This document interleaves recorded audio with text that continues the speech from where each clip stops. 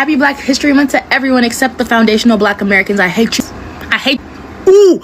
If I could gather all of you in one place with a strap to my chest, you know what time it is. We're gonna have a party. We're gonna blow up the spot. More like me. I'm doing society a favor. But yeah, everybody else, happy Black History Month. I'm even feeling generous towards the biracials. I feel like they've been good recently. They can have that third week maybe. So by now, everybody saw that video of that woman from Sierra Leone making those terroristic threats against foundational Black Americans. We seen her online saying that she was going to strap up to her chest and, and have a party, right? She talked, she called us N-words. She said a whole bunch of disparaging things about foundational Black Americans. And this is what happens when you get a lot of these Africans that come here and get comfortable. Now, like we always say, we ain't talking about all Africans, but we're talking about those kind of Africans. These are the ones that we're talking about. And I often tell you guys that the problem ain't what she said. It's the mindset that she has that before she said it, something inside of her made her believe it was okay to say it. I'm going to say that again for the people in the back that's slow. It's not her saying what she said is not the biggest problem. The biggest problem is somewhere inside her mind before she said it, there was something that made her believe it was okay for her to say those disparaging things. This is a problem. And that lets me know that that's not just her talking. That's a consciousness that's permeating through the mindsets of a lot of Africans, right? And we're not allowed to delineate and have our own culture, our own dress, our own talk. They have to be able to come and be inclusive with everything that we do, but they don't include us in everything that they do. And this is the issue. So now all of a sudden we become the enemy. Think about this. We're not running around. That woman ain't running around for her life from Black Americans. Nobody's trying to harm her, right? Nobody made her make that video, right? But she ain't the only one. Since the Black American want to go to war, let's see. All of us, let's call out one day from work. All of us across the United States. All immigrants call out from work. Yes. If they want to go to war, let's see what they can prove. And also, all immigrants, like your businesses from all Black Americans. Simple as that. Don't let them go into your grocery store. Don't let them go into your restaurant. Don't let them go into your salon. You want to go to war? We will. And also, we can ask all our African doctors, boycott all Black American treatment. Like I said, you don't want to go to war with African. Now, y'all remember that woman, right? That was very xenophobic. And y'all remember that woman and making the comments that she made. Now, mind you, she got fired from her job. They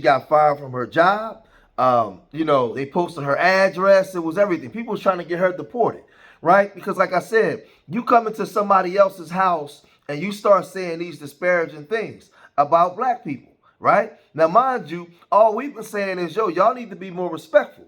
But again, like I keep telling you guys, a lot of these people come over here with this tribalistic behavior. They love the W man. They get on their knees for the W man. But when they see you, what you doing? You EGOT, right? They got all kinds of, because this is the way that they operate in their own country. Like I told you guys, you could be in Africa and you can have an African man return back to his native country. And he can have the skill set and know-how of how to run a nation and build. They won't vote for him if he's not part of their tribe. This is the way this stuff go on. So when they come here amongst you, what makes you think that they're going to be supportive of you? No, a lot of them only believe that you achieved the things that you achieved because you had close proximity to this W man. Henry McNeil Turner, who was a foundational Black American preacher in the 1800s, he even taught this foolishness. Henry McNeil Turner taught this. So this is a sickness that's in the mindset of a lot of Black people globally, right? But this woman from Sierra Leone in the beginning that made those disparaging comments, she was forced to come out and have to say this. Genuinely, what I was speaking out against was the xenophobia that is in the foundational Black American community.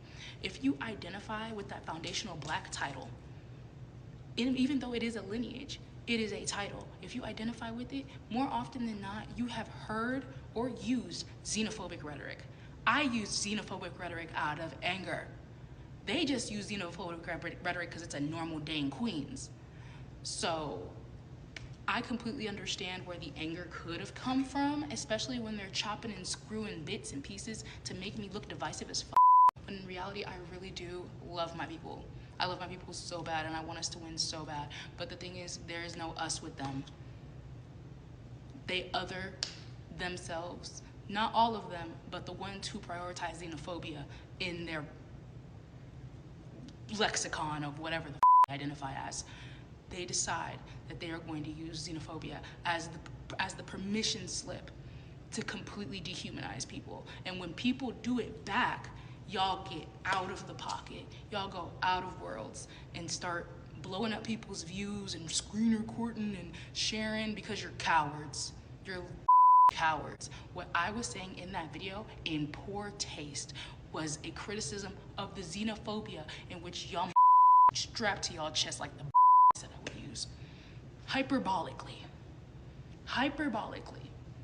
But because a lot of you are not educated and don't know the use of hyperbole, don't know the use of metaphor, don't know the use of simile, we have a problem. And I don't want to talk down on you, because at the end of the day, it's not all Black Americans. It's specifically the ones who prioritize xenophobia.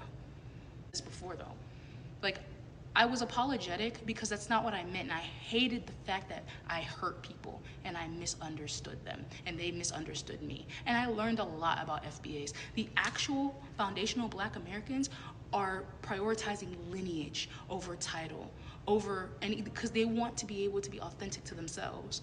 Quite a few Black people, I did not know this, have completely breeded out the African from their families. So it's like, the phenotype of Blackness still exists, but it isn't gonna look the way you think it's gonna look. So I just am really disgusted and sad about the way all of this went down. You know, there's something about Africans like her and why they're so disingenuous. Because she can come on here and go in this diatribe, but one thing that you never see them do, they're not honest people. Like her, Africans like her, she's not an honest person. And there's a lot of men that's like that. They're not honest. She's not coming on here and saying, you know what? I don't fully understand FBA and I don't like it, right? But I understand. But some things I understand because I know what my people say about Black Americans. I know how my people has treated Black Americans, right? None of us is perfect on either side. I would respect if she came out and did that. But you know what you never see? You never ever see them calling their own people out. It's just a one-way street. We are the biggest problem. We are the problem.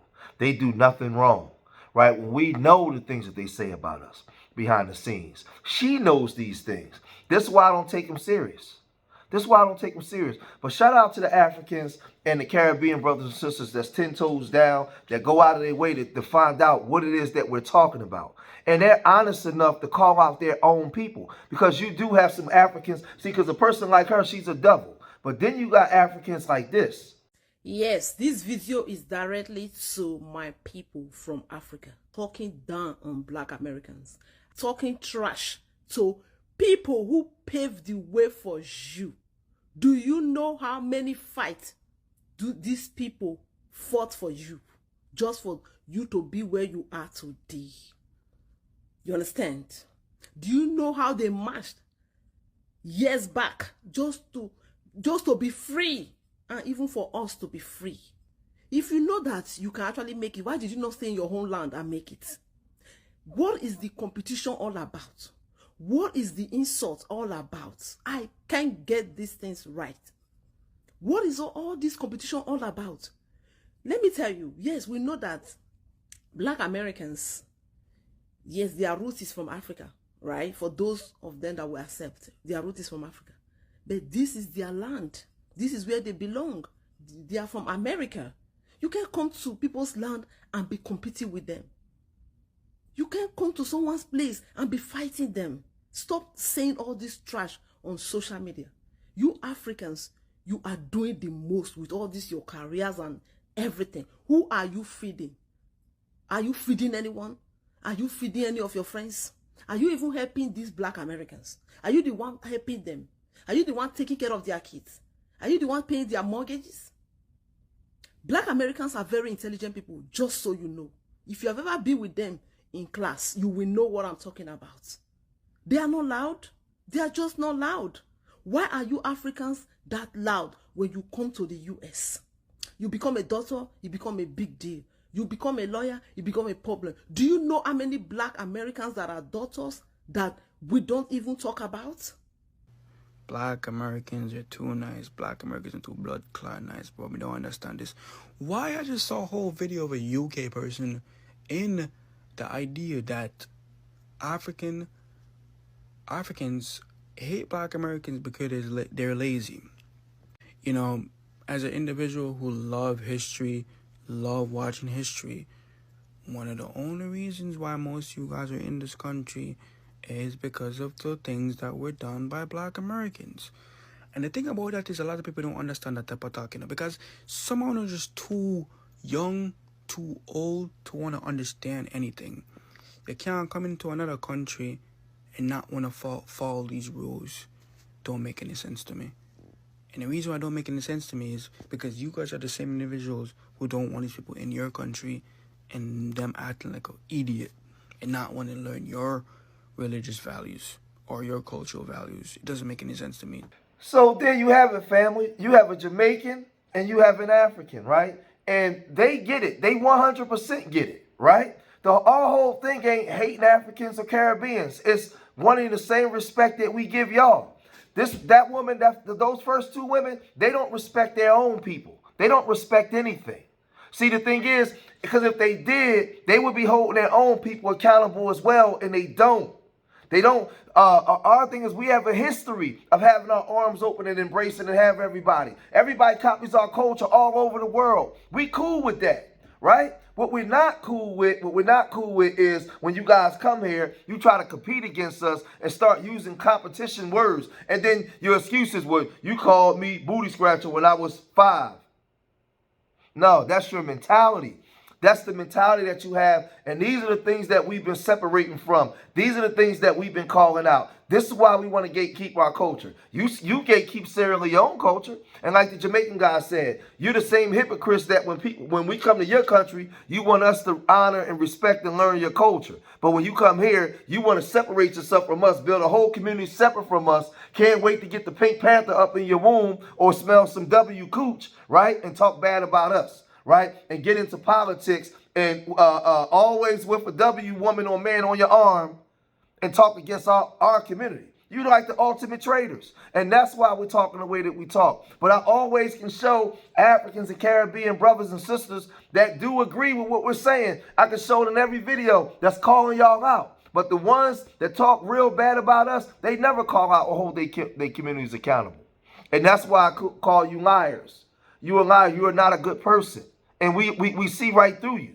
And you bring that same scamming behavior over here to America. And we don't want to be part of y'all no more.